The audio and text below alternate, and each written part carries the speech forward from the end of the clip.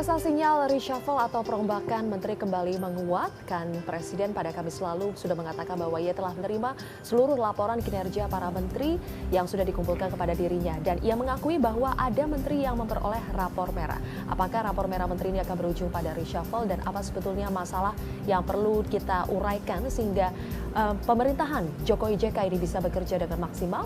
Kami akan langsung membahasnya dengan 3 narasumber di sini. Tapi sebelum itu kita ikuti dulu informasi berikut ini. Kinerja para Menteri Jokowi JK kembali menjadi sorotan.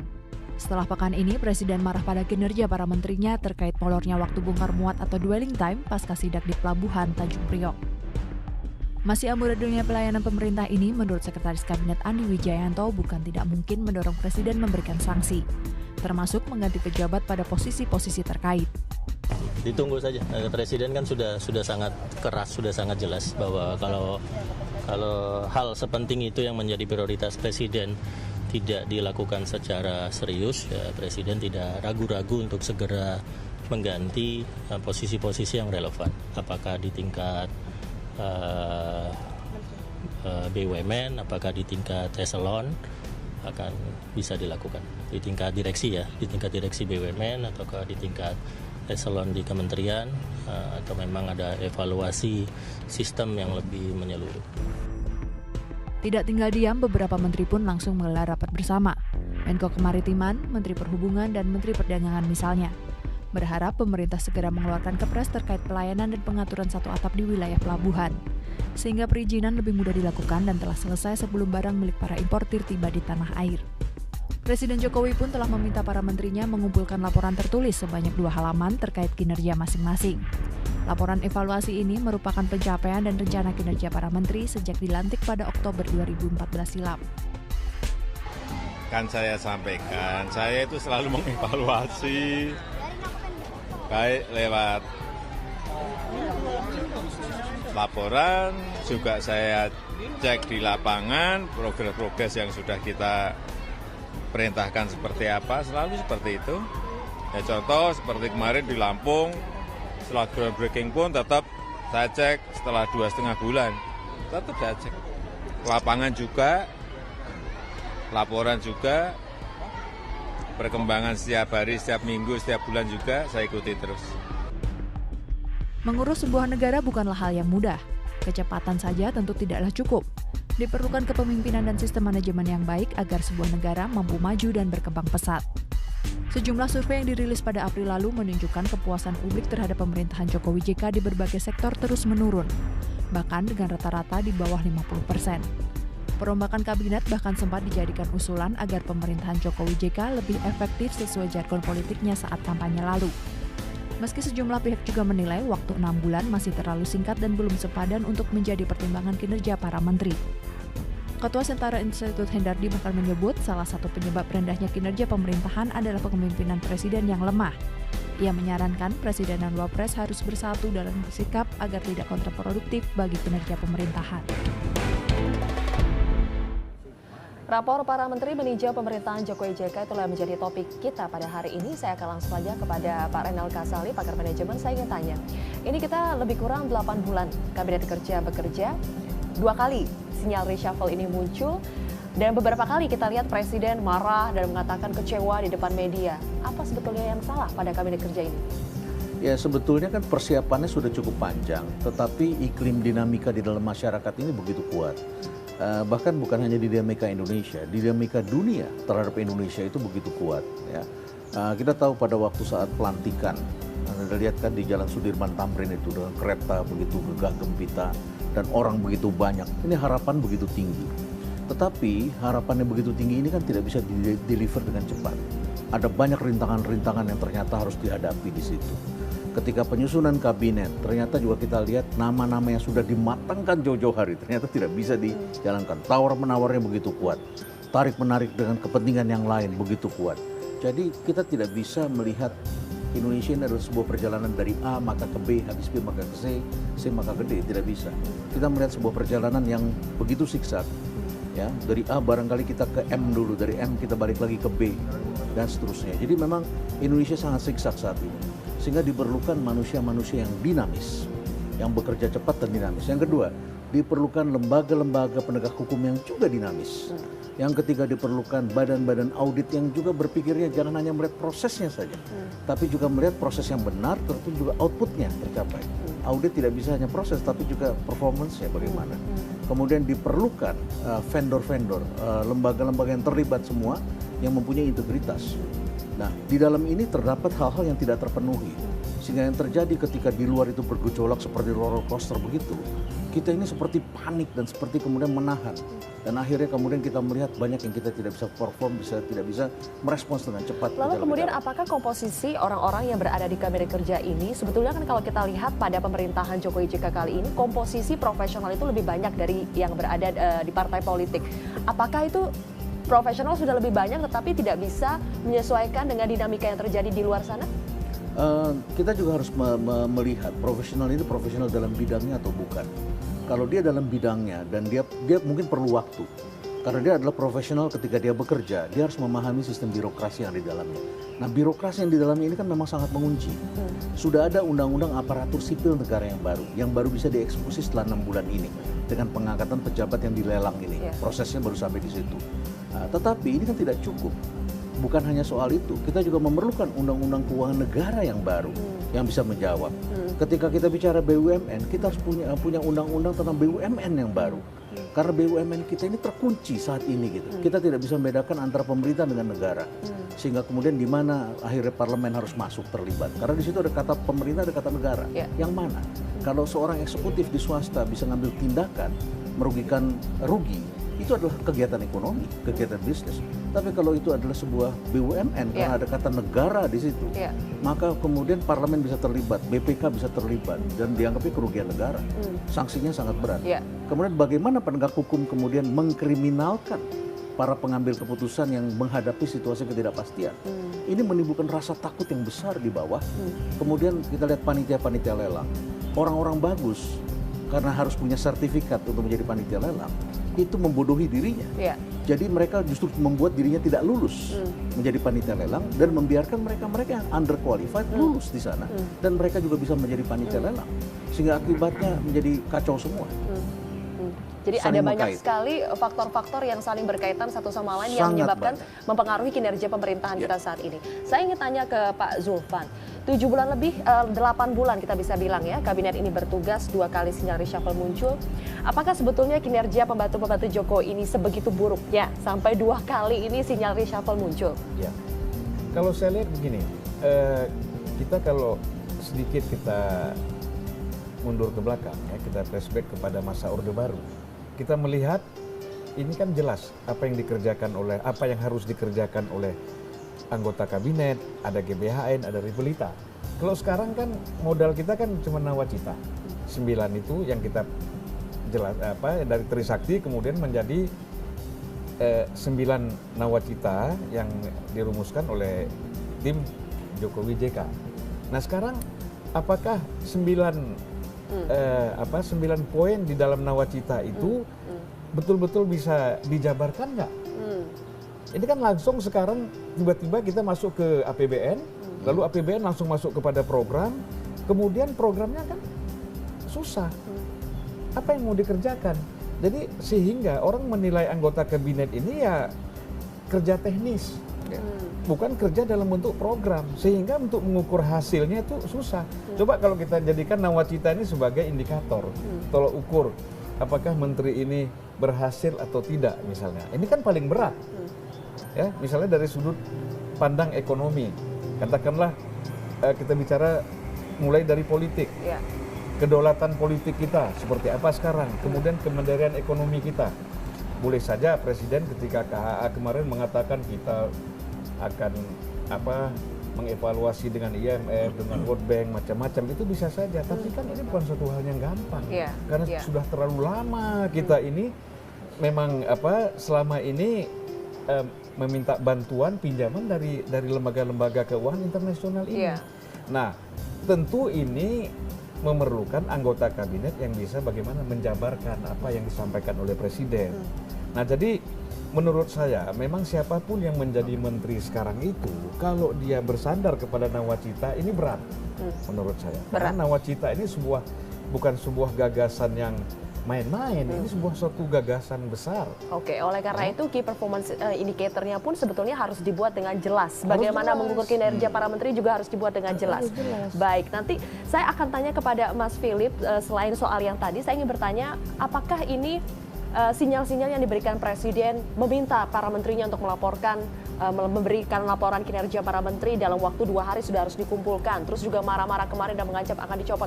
Apakah ini memang sinyalnya mengarah pada perombakan atau bagaimana? Nanti pemirsa kita akan jawab setelah jeda berikut, tetaplah bersama kami di Meja Pagi.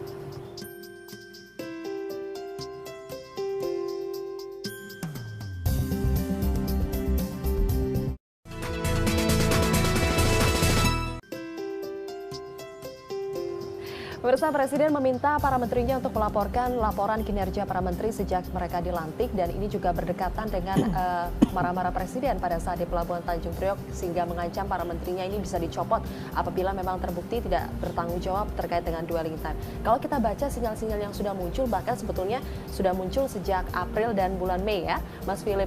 Kalau Anda baca ini apakah akan berujung pada reshuffle kali ini? Iya, menurut saya begini, kalau reshuffle itu tentu hak prerogatif Presiden. Tapi saya kira prinsip paling utama adalah dia tidak boleh dilakukan sekedar memenuhi pressure dari publik. Karena Presiden harus punya tolak ukur yang sangat objektif kepada menteri-menterinya yang sebetulnya notabene diangkat sendiri. Yang kedua, mungkin begini, kalau boleh kita refleksi ya. Misalnya orang membandingkan dengan periode Pak SBY yang pemerintahannya relatif smooth dan lain-lain. Cuma kalau kita lihat ini sejarah pembentukan Presiden Jokowi dengan Presiden SBY agak beda. Presiden SBY sudah serve sebagai menteri dengan Pak JK di masa Bu Mega dan sebelumnya gitu. Sehingga begitu jadi presiden, dia hanya melanjutkan pengalaman pemerintahan yang sudah dilakukan. Sudah cukup familiar dengan birokrasi. Sudah cukup familiar dengan birokrasi, kepemimpinan tingkat nasional, tahu siapa dan ngapain di tingkat nasional tuh sudah tahu. Yang kita alami dengan Pak Jokowi adalah ini pemimpin yang betul-betul baru, ya kan, baru ditempatkan jadi presiden, dipilih oleh rakyat, sehingga memang kemudian yang terjadi adalah selisih antara ekspektasi publik dengan kecepatan pemerintahan yang baru dia bentuk. Sehingga tentu saja pasti ada jeda yang cukup panjang yang hari ini kita alami, saya kira selama 8 bulan bagaimana pemerintahan Pak Jokowi ini seperti belajar untuk mengelola pemerintahan. Terlihat seperti baru belajar. Saya kira ya, masalahnya begini, masalahnya adalah sebetulnya semua pemerintahan baru pasti belajar, ya kan? Tetapi masalahnya adalah yang pertama tentu harus punya tim atau kabinet yang bisa langsung begitu memerintah hit the ground running, kira-kira gitu. Dan sebetulnya ini kan sudah disiapkan dulu dengan tim transisi dan segala macam. Tujuannya adalah agar orang-orang siapapun yang terpilih yang kemungkinan besar baru, karena Pak Jokowi pasti presiden orang baru gitu ya. Dia begitu menjabat bisa langsung jalan mengeksekusi. Tetapi ternyata yang terjadi tidak demikian gitu. Cuma masalahnya kan begini, ada faktor-faktor beberapa hal saya kira. Tadi sudah disebutkan oleh Profesor Renat Kasali. Ada faktor internal di mana soal-soal birokrasi, tumpang tindih kelembagaan di negara kita dan seterusnya. Tetapi pada saat yang sama memang situasi di luar juga tidak menguntungkan gitu. Ekonomi dunia melemah dan lain-lain sehingga dia berkelindan semua faktornya dan bertumpu pada Pak Jokowi sebagai presiden dan menteri-menterinya gitu. Karena itu yang dibutuhkan adalah tim kepresidenan, kementerian yang team player yang tahu satu sama lain dan bisa cepat bekerja, yang fleksibel dan keras gitu kerjanya. Dan hari ini yang menurut saya kita kurang lihat gitu. Dan mungkin saya kira lebih banyak karena persepsi tentang ekonomi kita yang hari ini saya kira kurang baik. Dan tentu saja kemudian yang menjadi sorotan adalah menteri-menteri yang bekerja di sektor yang terkait dengan ekonomi, karena itu langsung berhubungan dengan kepentingan masyarakat secara umum. Saya kira ini yang harus diperbaiki, bagaimana Pak Jokowi memperkuat rentang kendali beliau sebagai presiden terhadap menteri-menteri terutama yang terkait dengan bidang-bidang ekonomi tersebut. Saya ingin tanya lagi ke Prof. Renald. Kalau misalnya peran Pak Jokowi ini harus diperkuat, kalau kita lihat sebetulnya Pak Jokowi ini dibandingkan presiden-presiden lain cukup eksekusinya cukup cepat kalau kita lihat berusukan kemana-mana. Tetapi saya ingin tanya, apakah speed semangat dari Pak Jokowi ini memang tidak bisa diikuti oleh para menterinya atau seperti apa, Pak? Saya kira begini, kita harus fair juga dalam menilai apa yang terjadi. Ya, Pak Jokowi sangat kencang, lari kencang. Pemimpin itu kan bukan teknis. Pemimpin itu adalah memberikan visi. Kayak Kennedy tahun 61 mengatakan visi saya terbang ke bulan, menerbangkan orang ke bulan dan kembali selamat. Setelah dia mati tertembak belum terjadi juga. Baru tahun 69. Ya, Kennedy meninggal 62, 63 begitu ya. Baru 69. Tapi visi itu hidup terus, konsisten. Nah, kita melihat dia sebenarnya sudah mengarahkan. Tidak ada visi kementerian. Yang ada adalah satu visi, yang lain terjemahkan seperti itu. This is good point sebetulnya. Tetapi di dalamnya itu kita melihat ada banyak sekali hal-hal yang kita lihat membuat orang tidak bisa lari kencang. Pemimpin di depan diberikan jalan, ada full riders dibukakan jalan. Dia bisa lari dengan sangat kencang sekali, tidak ada rintangan. Tapi yang di bawah ini rintangannya banyak sekali. Kita bukan lari maraton, yang mestinya lari maraton begitu. Tapi kita lari adalah dasar lomba ini. Sehingga kita harus mempunyai multiple skills di situ ya, keterampilan-keterampilan yang berganda menghadapi berbagai hal. PU mau bangun jalan tol, ya. Berapa banyak di situ mafia-mafia yang dihadapi? Ikan, mafia yang dihadapi. Beras, mafia yang dihadapi. Energi, mafia yang dihadapi. Sehingga presiden seharusnya itu memilih prioritas. Yang mana yang saya mau perangi dulu nih? Kalau dia berperang ini melawan, ini lawan, ini lawan, di sini lawan, dia gerakannya kan jadi dipukul di sini, di belakang dia harus hadapi lagi yang mukul dia. Jadi memilih lawan ini menjadi sangat penting sekali. Jadi harus fokus dulu. Fokus, kita cari yang menjadi prioritas masyarakat saat ini, energi dan pangan. Dia sudah katakan energi pangan, itu dulu kita perkuat, jadi prioritas kita. Itu kita buka, kita hancurkan dulu mafianya di sana, baru kemudian yang lain ikut. Tetapi baru dia benahi ini, kita lihat mafianya adanya di mana? Di pelabuhan. Yang kemarin dia marah itu ya. Sehingga dwelling time kita sangat lama, sehingga kapal masuk Indonesia itu tertahan 5-6 hari, di negara hanya 1 hari. Sehingga ongkos kirim jadi mahal, sehingga barang-barang yang impor kita makin hari makin banyak, tetapi harganya semakin mahal. Dan itu mencekik rakyat yang di bawah. Karena kelas menengahnya sedang naik saat ini, dan kelas menengahnya bersedia bayar mahal, tetapi rakyat jadi harus ikut bayar mahal yang di bawah. Ini yang menjadi persoalan bagaimana kita mengisi di bawah agar rakyat bisa menikmati tapi mafianya bisa kita lawan. Saya tertarik dengan kata-kata Anda yang mengatakan bahwa saya merasa Presiden Jokowi dan Wapres Yusuf Kala ini belum sepenuhnya menjadi dirigen dari sebuah orkestra besar karena di situ masih banyak kelompok yang bermain. Nanti saya akan gali lebih lanjut soal itu, termasuk juga saya akan tanya kepada Pak Zulfan ini soal kalau kita lihat cara Presiden dalam menilai para menterinya, apakah sebetulnya tolak ukur yang diterapkan kepada Presiden itu sudah jelas? Sudah jelas apa saja yang mau dinilai dari para menterinya itu sudah diterapkan dengan sebegitu jelasnya? Nanti saya akan tanya itu pemirsa, tapi kita harus jeda lagi, nanti kami akan kembali saja.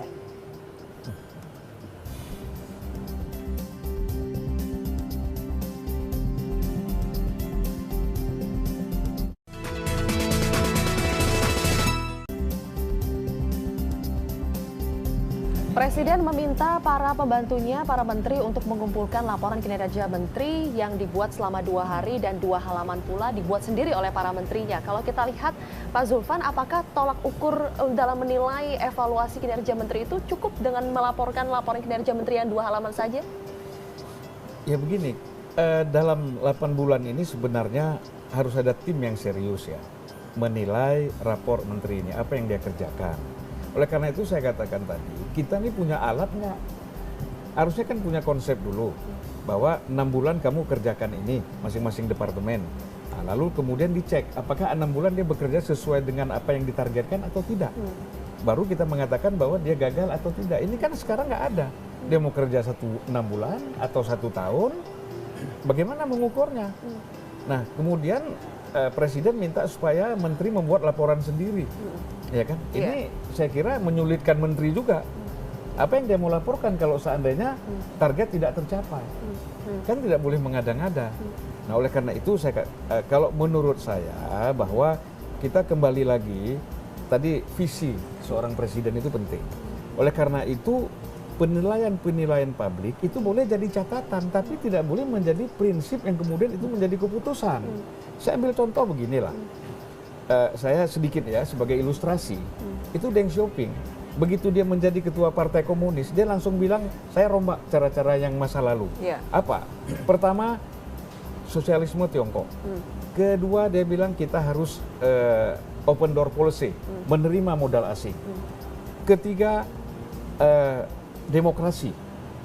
Keempat, dia bilang orang Cina ini harus bangga jadi kaya. Itu tidak ada selama ini. Lalu semua jenderal, polisi, birokrasi, rakyat menangis. Wah, ini kita bakal seperti negara kapitalis yang ada. Deng Xiaoping jalan terus, tidak peduli dengan opini-opini yang ada. Nah, Jokowi kita harapkan sebagai presiden, udahlah, opini publik itu kita jadikan sebagai catatan. Tetapi dia Bukan harus menjalankan visi yang sudah dirumuskan oleh tim transisi, itu harus jalan. Itu jalan. Nah, kemudian baru nanti kalau ini sudah dijalankan, instruksi berdasarkan ini semua, aturan berdasarkan ini semua, kita lihat mana menteri yang tidak kerja, yang tidak bisa memenuhi apa yang diinginkan. Baru kita lakukan reshuffle. Kalau enggak susah, like and dislike. Nanti media kan bisa, bukan hanya media ya, LSM, Ormas, segala macam menilainya kan beda-beda. Ini bahaya buat kabinet ini, kalau di reshuffle bikin kabinet baru nanti sama saja aja. Selama kalau problemnya itu masih di situ-situ aja belum terselesaikan. Prof Renald, kalau kita lihat dulu ada UKP 4. Kalau sekarang tidak ada lagi. Yang ada ya sekretaris negara, sekretaris kabinet, kemudian juga katanya Jokowi menilai sendiri. Apakah itu cukup atau memang UKP 4 sebetulnya itu perlu juga masih ada? Sebetulnya UKP 4 itu menarik, sebuah organisasi yang dulu dikenal dengan nama di Amerika itu semacam West Wing begitu ya, seperti itu. Nah, sebetulnya di Seknek itu bisa diimplementasikan hal seperti itu, bisa dilanjutkan terus. Hanya saja tentu perlu ada pengkoreksian, harus ada tahapan selanjutnya. Jadi misalnya dulu Pak Kuntoro melapor kepada presidennya, lapornya ada yang merah, ada yang kuning dan sebagainya. Ini presiden langsung segera dapat tahu dan itu diberitahukan raportnya seperti apa. Nah, hanya saja yang jadi masalah waktu berjalan, penilaian ini kan menjadi dinamis saat ini. Presiden kita ini tidak melakukan langkah-langkah pendek. Pemerintah kita ini, presiden kita sekarang ini melakukan pembongkaran yang cukup besar seperti yang tadi dikatakan sebelumnya. Ya. Nah, kalau bongkar, ini kurvanya kan dibikin oleh Pak SBY lagi naik. Tapi naik dengan menimbulkan tentu saja ada resikonya bagi kita dalam jangka panjang. Satu ketika akan turun dia sebentar lagi. Nah, Pak Jokowi begitu lagi naik, dia bongkar di sini untuk bangun jangka panjang sehingga nanti pada saat ini turun dia sudah naik lagi di sini, begitu ya. Nah, pada saat ini diperlukan kinerja jangka panjang juga. Kan kita nggak mungkin membangun pembangkit listrik 35.000 megawatt hanya dengan otak kita yang selama ini di era pemerintahan yang lalu yang hanya bisa membangun 1.000 megawatt setiap tahun. Sekarang harus bangun 7.000 megawatt setiap tahun. Ya, berarti kita perlu hal-hal baru di situ. Nah, untuk itulah maka pengukuran kinerjanya tidak bisa lagi penyerapan anggaran. Nah, selama ini teman-teman di partai politik, teman-teman di masyarakat ini bicaranya penyerapan anggaran. Ahok sudah buktikan bahwa penyerapan anggaran yang tinggi itu berbahaya karena juga, ternyata produktivitasnya segini. Berarti kita memerlukan alat ukur baru, yaitu pengukuran kinerja, bukan sekedar pengukuran penyerapan anggaran. Ngomong-ngomong soal pengukuran kinerja, kalau kita lihat Mas Philip, ternyata marah-marahnya Presiden Jokowi sebetulnya cukup ampuh ya. Setelah Pak Jokowi kemarin marah, ini 3 menteri langsung cepat-cepat menggelar rapat ini. Ada shock terapi seperti itu, tapi pertanyaannya apa memang Presiden harus sering-sering memberikan shock terapi seperti itu, atau memang sebetulnya gaya komunikasi Presiden selama ini kurang tegas sehingga tidak tersampaikan visinya itu maunya Presiden seperti apa kepada menterinya? Mungkin saya kira bukan kurang tegas ya, sebetulnya forum-forum itu kan ada rapat koordinasi terbatas, ada Menko-nya gitu, sehingga harusnya fungsi kemarahan-kemarahan model presiden itu nggak terjadi karena harusnya itu terjadi di level mungkin rapat kabinet ataupun di rapat-rapat dengan Menko-Menko gitu. Jadi sebetulnya yang diperlukan juga saya kira adalah Menko yang menjadi sekondan presiden yang paling utama. Karena Menko ini yang akan menjadi filter, dia yang akan menjadi tameng presiden juga, karena dia yang memendekkan rentang kendali dari presiden ke menteri-menteri gitu. Dan sehingga seharusnya yang juga dievaluasi kerja-kerja adalah kerja-kerja Menko. Karena dia yang sebetulnya harus paling paham sektor-sektor yang menjadi concern Pak Jokowi. Dan masyarakat tentunya ya. Ada Menko Kesra, ada Menko Polkam, ada Menko Ekonomi dan seterusnya gitu. Sehingga saya kira sebetulnya persoalannya begini, Pak Jokowi menurut saya sebetulnya dia justru Pak Jokowinya punya visi jangka panjang. Visi maritim, nawacita itu jangka panjang, nggak bisa sehari selesai. Tetapi masalah yang dihadapi adalah masalah hari ini. Nah, ini membutuhkan menteri-menteri yang taktis, yang cepat, yang bisa berlari gitu. Dan ini yang belum terjadi. Dan itu saya kira hanya bisa diperbaiki dengan manajemen kabinet mungkin yang lebih baik. Yang kedua saya kira kembali ke poin yang sempat saya awal sampaikan. Pak Jokowi sebetulnya sudah diuji dan mungkin dia akan diuji lagi, yaitu bahwa karena beliau orang baru, sebetulnya ujian pertamanya waktu itu adalah sense Pak Jokowi untuk memilih orang yang tepat. Betul. Karena dia tidak paham, dia tidak kenal siapa-siapa gitu. Dan kemudian ujiannya hampir gagal karena memang menteri-menterinya pun banyak juga yang bukan pilihan pribadi Pak Jokowi seperti kita tahu. Yang ada proses tekanan dan lain-lain, negosiasi dengan partai dan lain-lain. Sehingga kalau besok bukan besok, maksudnya kalau akan ada reshuffle, ya kan? Semua harus menahan diri, pihak-pihak partai dan lain-lain menahan diri untuk memberi ruang yang sebesar-besarnya Pak Jokowi untuk menetapkan siapa menteri yang akan diganti dan siapa penggantinya. Karena dengan itu baru kita bisa menilai secara objektif keseluruhan kinerja Pak Jokowi dan menteri-menterinya, karena itu pilihan dia pribadi. Di segmen terakhir saya ingin tanya bagaimana caranya menciptakan manajemen kabinet yang baik, dan kalaupun nanti reshuffle harus dilakukan, Pak Jokowi ini harus memprioritaskan apa dalam memilih para penggantinya. Nanti kita akan jawab pertanyaan itu pemirsa di segmen terakhir, tetaplah bersama kami.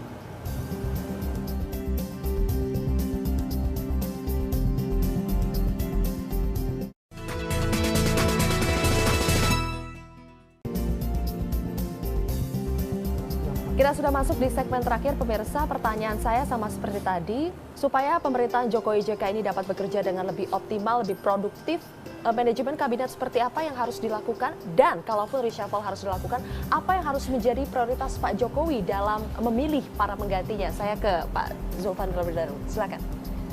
Ya, saya pikir bahwa kalaupun terjadi lagi reshuffle, kemudian pertama presiden itu harus betul-betul memilih orang yang tepat, ya kemampuannya, tempatnya tepat, ya the right man in the right place, ini penting, ya profesionalisme tanpa melihat dia orang partai atau bukan. So kalau ini masih jadi dikotomi partai atau non partai, ini presiden bingung lagi.